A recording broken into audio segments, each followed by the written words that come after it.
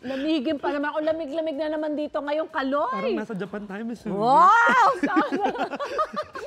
Hindi lang anghel ka sana, Kaloy. Wait. Babalik ako in character.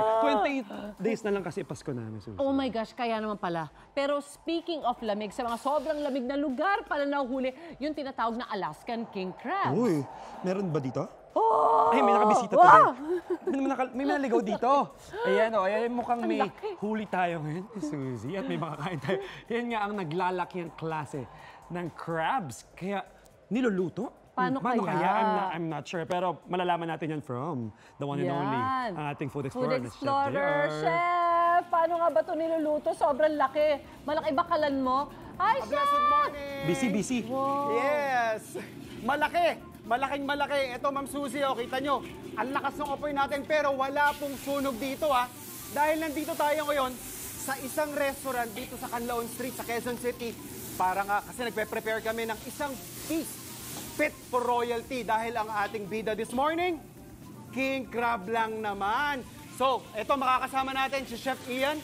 Chef Ian, ipakita mo naman sa amin kung paano piniprepare yung ating king crab. Kasi, mga kapuso, kahit po matagal na ako nagluluto, first time ko rin makahawak talaga ng king crab. Chef Ian, ano pong una natin? Tatanggalin po natin yung mga galamay niya first. Okay, so syempre, kailangan i-prepare natin yung ingredients. So, ikakat lang natin yan. So, mga kapuso, yung king crab po natin, kadalasan, is nagre-range lang yan to 1 to 2 kilos. Pero itong king crab na nasa harap natin, 3.2 lang naman yung timbang. At eto, katumbas po nito sa ating paboritong alimango, 6 na giant alimango yung katumbas nito. So ito, pine-prepare natin. Isa sa mga priced actually dito is yung claws.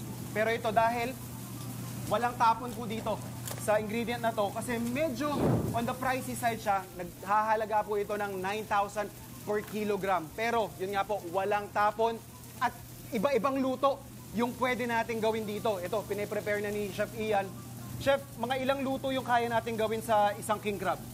Depende po. Pwede 3 ways, 5 ways. 5 ways. Depende po sa gusto nyo pong order. O ano yung trip nilang lutuin. So yung nilutuin. customer natin pwedeng mamili kung anong putahe yung iluluto. And kahit po ganyang kalakihan, kasyang-kasya yan up to 10 persons dahil mga 5 dishes yung kayang iserve dito, no? Kompleto yan. Pwede mo mag-fried rice, pwedeng may soup, lahat na. Pwede may salad din tayo dyan. So ngayon, Chef Ian, ano ba yung gagawin nating putahe? Ginger onion, Alaskan crab with ginger onion sauce. Yun. And mga kapuso po kailangan pag mag-order kayo ng ating king crab dishes, advance order po yan. Kasi fresh na fresh yung ingredients from countries na medyo may kalamigan, kagaya na nakita nyo sa studio, Russia, Norway, tsaka Alaska, syempre. Tapos, buhay po yan na dinideliver kasi hindi nyo ma-enjoy kapag patay na. Normally, pag dinideliver sa kanila yan, Chef, naka-ice, ano? Opo. So parang buhay na buhay yung crab, saka lang nila niluluto yan. So ito, Chef, for yung ginger onion dish natin, Alaskan king crab, ano yung pinaka-the best na part? Yung laman po, para makita natin yung, ano natin yung juicy ng laman ng Alaskan Alright. crab. Tapos, ito po, sir, paano natin siya iluluto? So nakat na natin into portion.